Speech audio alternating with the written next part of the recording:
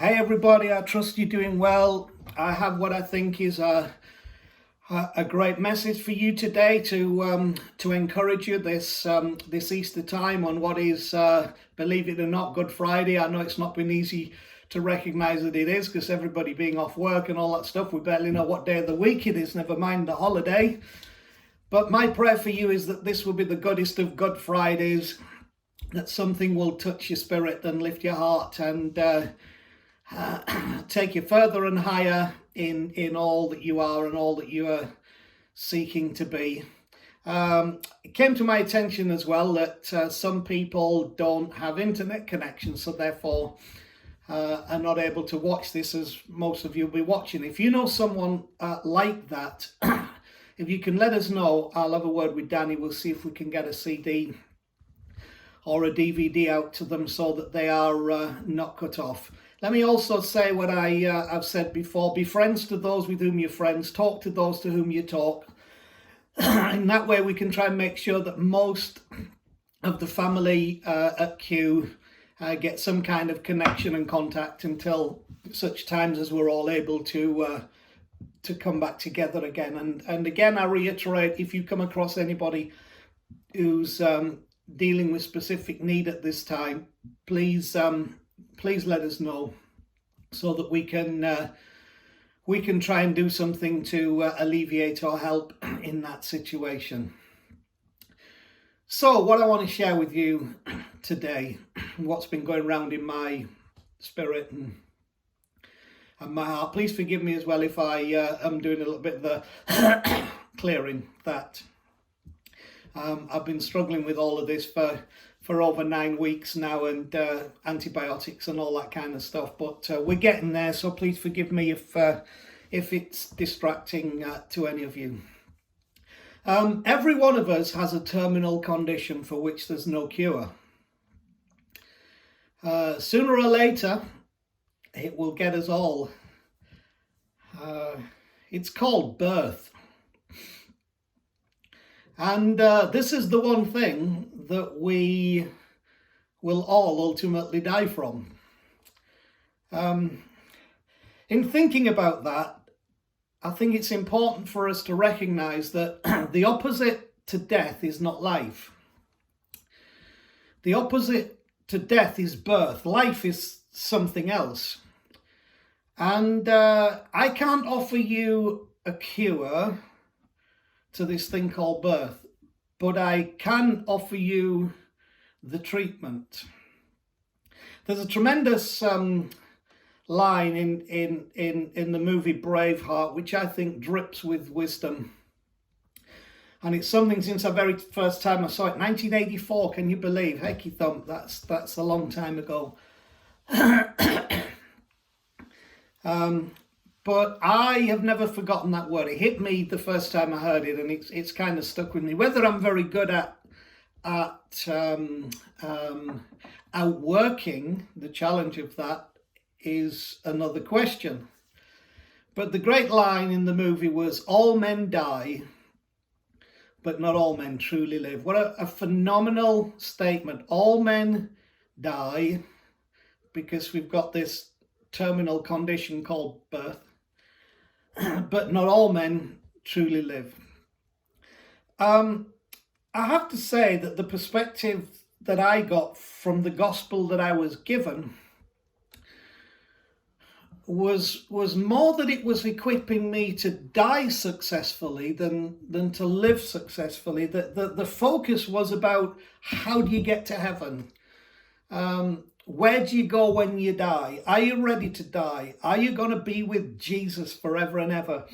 And I think in the context of this thing that we deal with between our birth and ultimately that killing us, is the bit that really wasn't dealt with. And yet that's the bit that's so very important, because we're here and we're alive. So the perspective I got from that was all about kind of teaching you to die successfully. And what that did, and I'm talking personally now, some of you may relate to this in varying degrees, Any joy I experienced here on earth was always tainted in my mind by verses like the one in Hebrews in chapter 11, I think it's verse 25.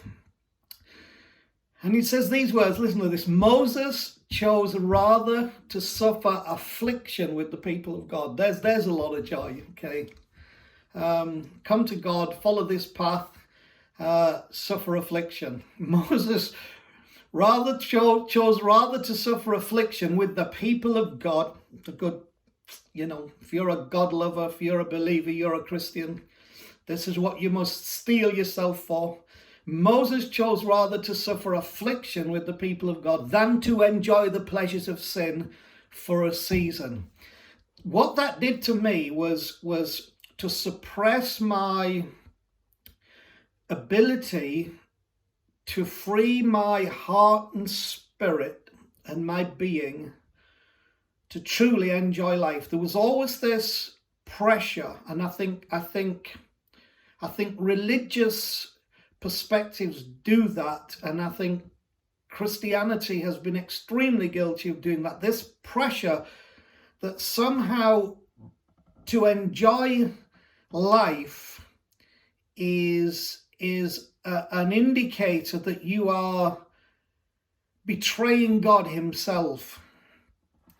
See, to me it felt like a betrayal of God himself if I developed a deep-seated love for life. So therefore I couldn't develop a love of life, because in doing so I would be betraying God, because the likelihood was that I would enjoy the pleasures of sin for a season, whatever that meant. Usually it meant everything except coming to church, reading the Bible, praying and telling other people about Jesus. If those of you know exactly what I mean by that.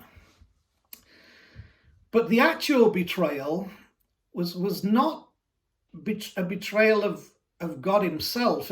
The actual betrayal in that perspective was the betrayal of the greatest gift given us, which is our humanity, which is our life.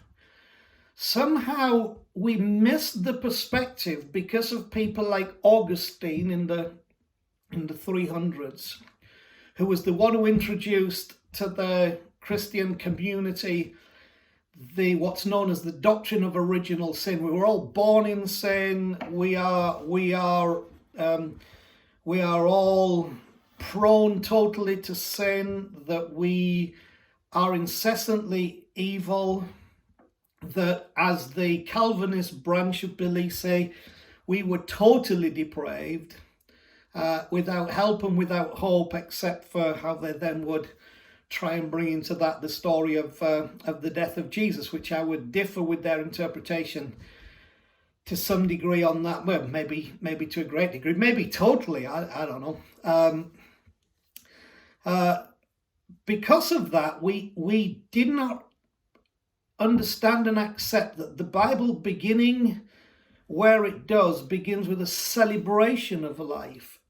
Life is the gift that we are given by the God, by the Creator, by the Source, by the Divine. Life is the gift that we are given. We are breathed into, which is spirit. Breath is the same word for spirit. We are breathed into, and we have this wonderful gift of life, and we became human beings, not human doings, human beings. So life was a gift. Humanity is a gift, but somehow religious perspectives push us away from embracing the gift of our humanity and the gift of this life. So, sorry, I just had to kill a wasp on the desk. It was rather large, and I didn't want to be stung by it, because any screaming I would have done would not have been a visitation of the Holy Spirit or whatever. It would have been my absolute pain from this jolly wasp that is now dead, but I won't bother you with a picture of the remains of the wasp.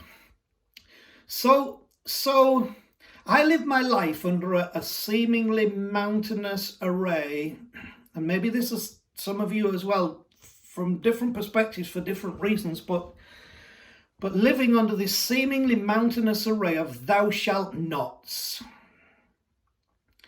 It kind of, when I reflect on it, it was mostly that God didn't have time to tell us much about inerrant goodness because they were too busy and the list was too long to read out all the thou shalt nots. So I lived under what I would call a sin siege mentality. Never good enough, not good enough. Thank God that you're forgiven, but you still got to recognize that you are prone in any given second, any given moment, in word, thought and deed, as the Anglicans and Catholics have it, who rightly point out that in their tradition we were always asking for mercy. Lord have mercy, Lord have mercy, Lord have mercy. And if any of you have been around that circle, they have a prayer called Kyrie eleison, which really, that means Lord have mercy, but it's just so that it doesn't appear we're doing too many Lord have mercies. We'll hide that in Latin so you don't realize what kind of a God does that talk about? What kind of a value does that give to our humanity? It's all suppressive. It's all judgment. It all imbibes guilt and a lack of self-worth and shatters confidence.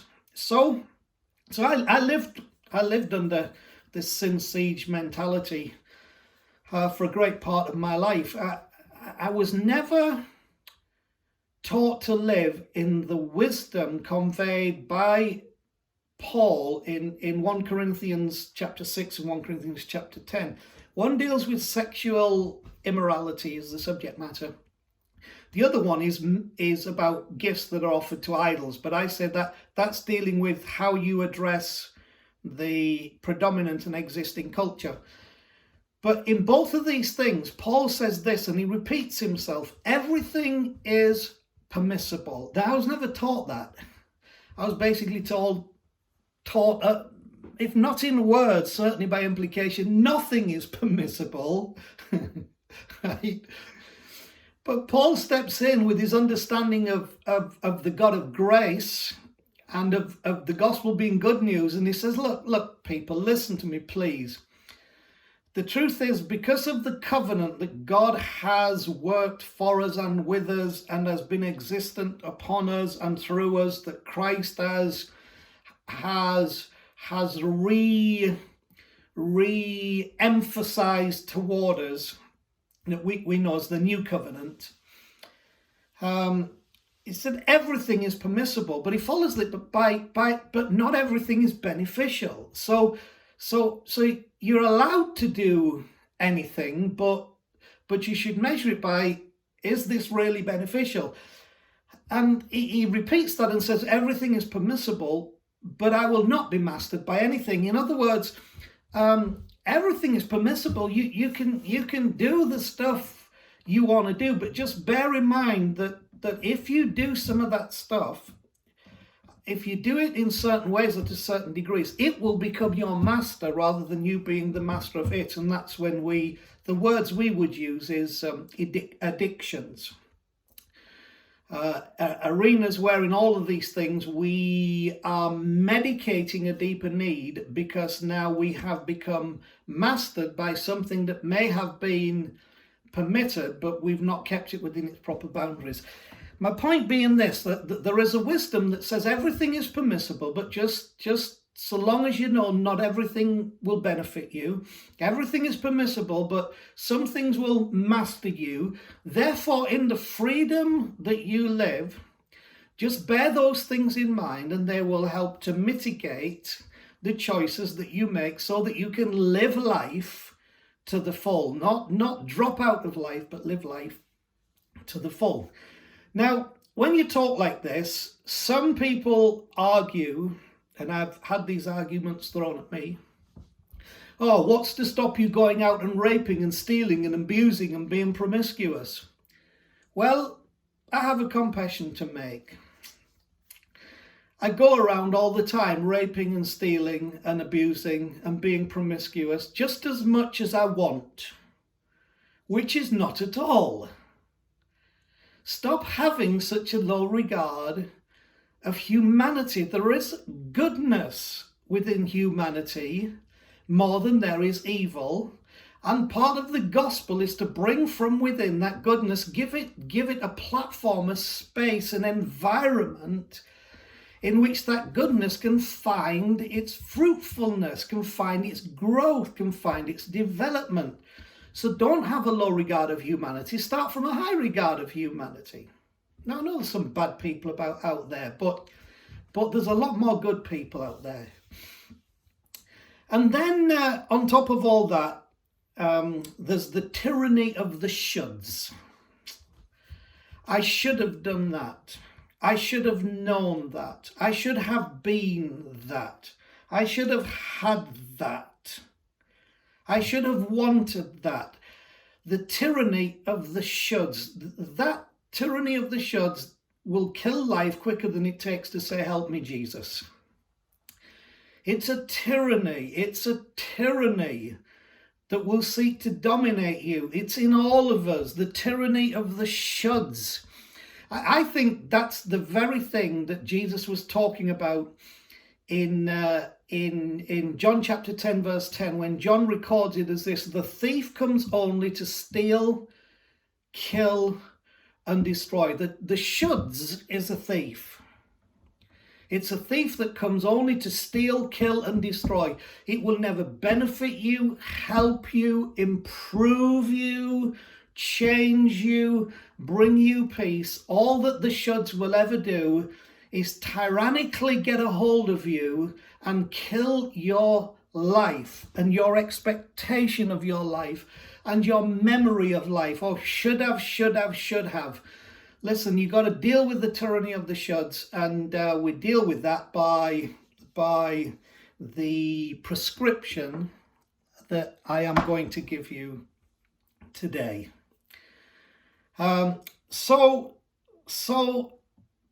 the thing Jesus was talking about deals with the tyranny of the should in John chapter 10, verse 10. The thief comes only to steal and kill, destroy. But that verse goes on to say, and I don't want you to miss out on this killer statement that he's following, but I have come. Right? I have come. The message, first of all, there, he goes on to say, "I've come that you might have life," but it's first, I have come. The great revelation of the coming of the Christ was that you and I might have life, that we might repossess this wonderful gift of life. It's the I have come. The Christ miracle is God with us, God in us, God as us. The Christ miracle is that God is with us all around, always present. He is in us. It's deeper than just out here. It actually resides and exists within us. And God as us means that he has this incredible ability and willingness to be in our shoes, to be present in our life, to feel our emotions, to experience our happenings. The quoted words of Jesus in the Gospel of John, in the verse I've just read, are not, "I have come that you might not die." This is where I said at the beginning how I perceived the gospel to be, which was not the full good news of the life that we have been given and the humanity that we possess. The words that John wrote is not, "I have come that you might not die." The words are, "I have come that you might have life." So whatever this Christ mystery is all about, whatever this conveyed message of this person of Jesus, it has at its central core, coming that you might have life. So something about the coming of Jesus was focused on you having life, and it uses a word, it says, "and life and have it more abundantly." That means more than just full. It means not just tolerated, not just something we have to survive until we die, end quote, go to heaven or whatever the thinking on that is. It means that here in this life, that you might have life and have it more abundantly, more than just full. The Greek word for abundantly is perissos. And perissos means superabundant in quantity, superior in quality, excessive in nature, beyond in measure. That's the kind of life that we are supposed to be experiencing within the framework of our humanity. So we come out of that arena of all men die, but not all men truly live, to be the ones who truly live. And that's what I believe the Easter message is about for you today and for me, is to truly live. And I want us to get a hold of that. I don't think that, I've come that you might have life and have it more abundantly is some highfalutin religious idea only attainable through some vicious regime of self-denial. I think Jesus' death and resurrection are more about an end to the old and the beginning of the new. Or let me put it this way, the death of death. Okay. So that we truly live, even though we've been infected by this thing called birth, that we truly live.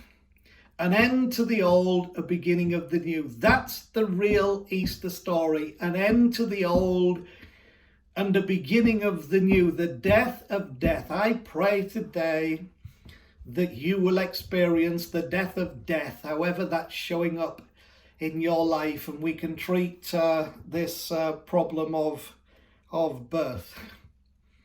I honestly believe, I'm not always good at it, but I do believe it is the legacy of all to live, every single one of us.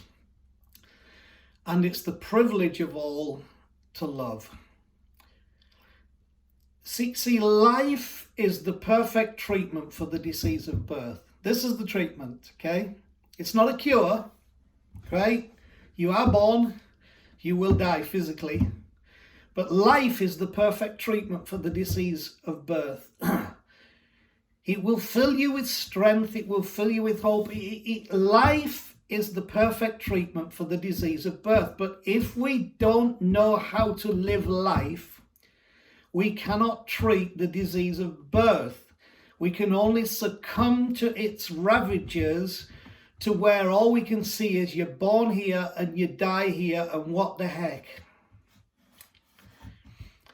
And I also think that love is the lifeblood of a life fully lived. You can't fully live unless you're prepared to make room for love. And I think the degree to which you make room for love is probably the degree to which life will be fully lived. And in that arena of love, I would say just love for your humanity, love for your existence, love for yourself, love for others, love for your family, love for those who've become friends and are around you, love for those who are kind, love for nature, love for the world, love for the stars at night in the sky, love for the holidays you've been able to spend and the things you've been able to see, love for the food that's on the table and the roof over your head, and all of these things are the lifeblood of a life fully lived.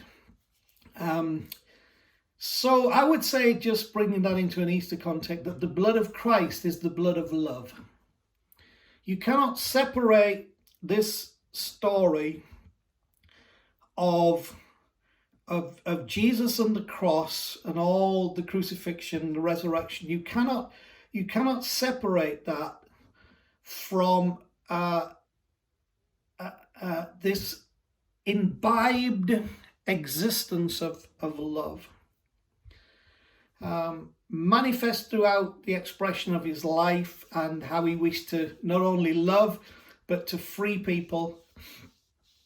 So the blood of Christ is the blood of love. Remember that this Easter. So if life is the perfect treatment to this thing of birth, this what's the word I'm looking at, this terminal condition that we suffer from of birth,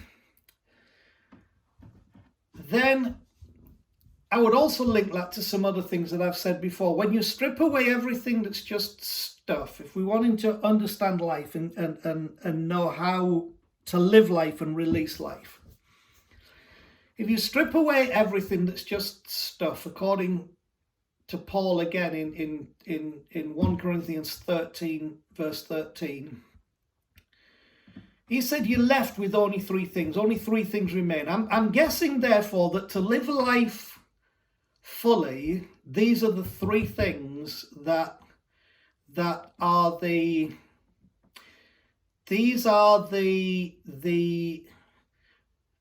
elements within the treatment, within life itself, that will treat this journey from birth to death with a great life.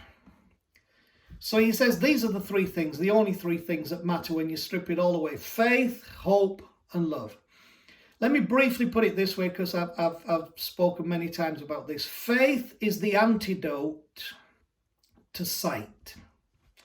Why is that important? Because most of our conclusions about life, about the past, about the present, about the future, are dictated and determined by how we interpret what it is that we see, or what it is that we think that we see, or what it is that others present to us that we then see because they've shown it to us. But all of this stuff is what begins to work away and eat away at our spirit. So if you live by sight, all sight can ever do is, again, steal, kill, and destroy, suppress, hold back, depress, instill fear, all of those things. Well, faith is the antidote to sight. Now, I said last time that faith is the inner conviction that all will be well. That's still true. In the context of that talk, that is a great definition of faith, the inner conviction that all will be well. So we talked about all will be well. I want to give you another just as accurate and just as relevant a definition of faith for today's message, which is faith is fully accepting that you are fully accepted. You will never be able to live life to the full until you fully accept that you are fully accepted. Now, I believe, particularly from my context, and those of you who've been given any background context of a spiritual nature, fully accepting that you are fully accepted by the divine, by God, by the Creator, has not always been an easy thing, which is why we've needed to hide behind the sacrifice of Jesus rather than enter into the life of Jesus.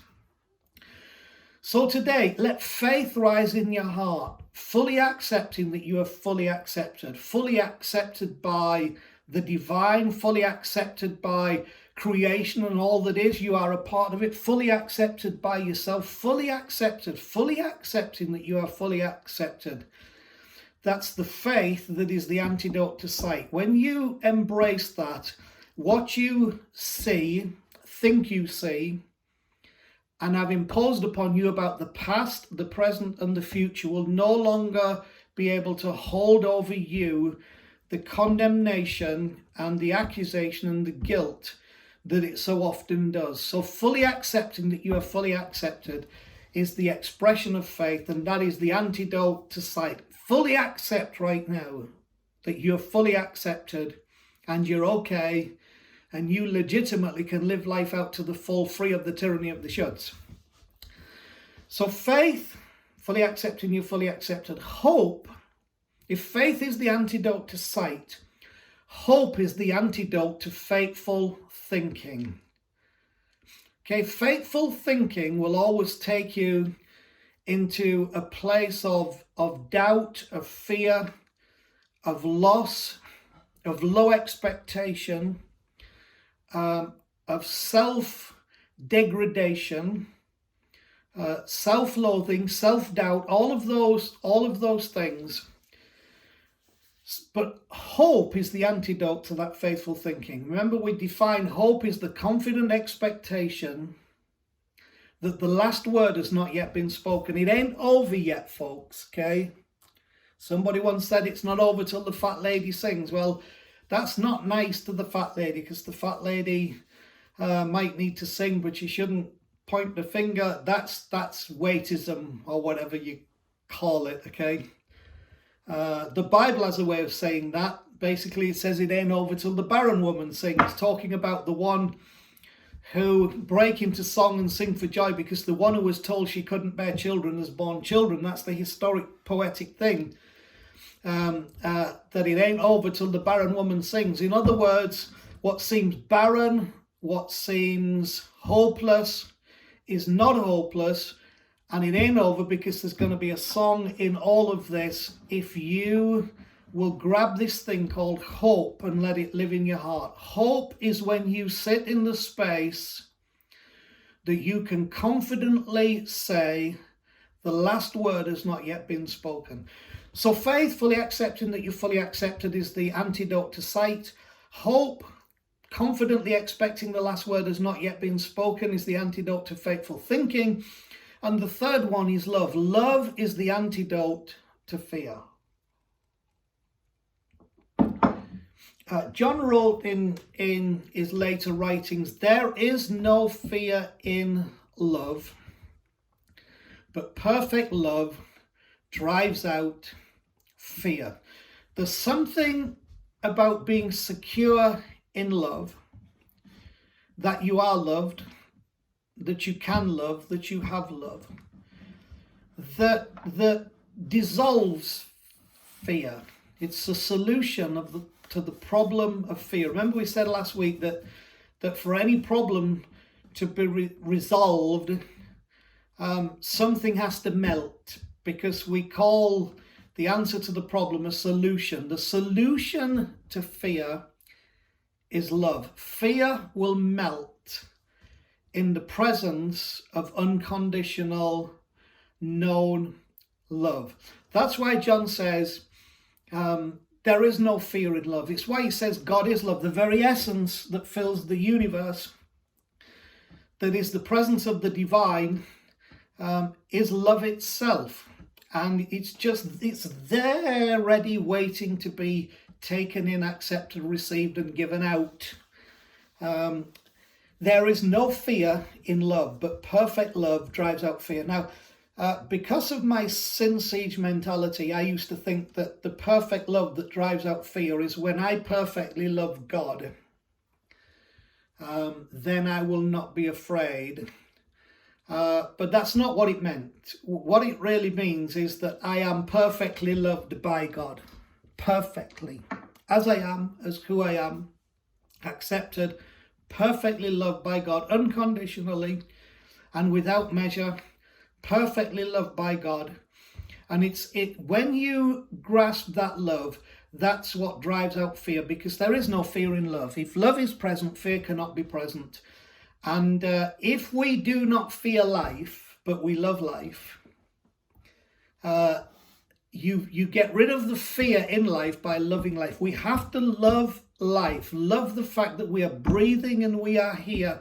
Something changes when we start to love just the fact that we are breathing and we are here, and something can happen. Remember, Easter is the end of the old and the beginning of the new. It's the death of death. So faith is the antidote to sight, hope is the antidote to faithful thinking, and love is the antidote to fear. One more thing on that love. John wrote that fear has to do with punishment. If you think life is a punishment, and that you should be punished, then you will always fear, because fear has to do with punishment. But listen, folks, life is not a punishment. Now, I know life can be hard and there can be some difficult things in life, but life is not a punishment. Life is not a punishment. Life is a gift. And if we find that place of I am come that you might have life, that abundant, that more than, that greater than, then the truth is we will come out of the place of the punishment that is to do with guilt and being wrongfully convicted, to the place where we can live fully. So life is not a punishment. So here's my message for today. Live fully and love wastefully. In the light of what we've said, live fully and love wastefully. Now, just a couple of other things before I leave this alone. Worship as we have defined it in a religious context is very weird to me now. Let me try and explain. I do not want, and I would feel extremely embarrassed and uncomfortable if my son, daughter, and grandson spent 30 minutes to an hour singing to me and about me and telling me how amazing I am every time they enter my presence. That's just weird. That's a bit weird. I would only be able to justify this in my head through an extreme narcissistic view of myself. The truth is, I want my family just to live fully and love wastefully. I could do without all but the occasional personal expression of love, thankfulness, and devotion to me as a father. I could do without that if I can see that they are living life fully and loving wastefully. So here's where I wanted to bring you on this Easter Good Friday. The greatest worship you can give to the Creator and the greatest honor you can give to what the Easter story represents is to live fully and to love wastefully. I am going to make today a day of worship for the goodness of Easter. And that worship is going to be me living fully and loving wastefully.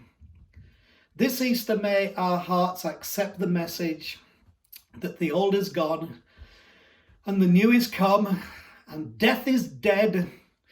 Birth is our launch pad, and our act of grateful worship to our Creator is to live fully and love wastefully. So have a truly great day. Live a truly great life. Make it count for something. Love God, love good, love great. Love so wastefully that you prove that love never fails. Easter says love wins, and I agree.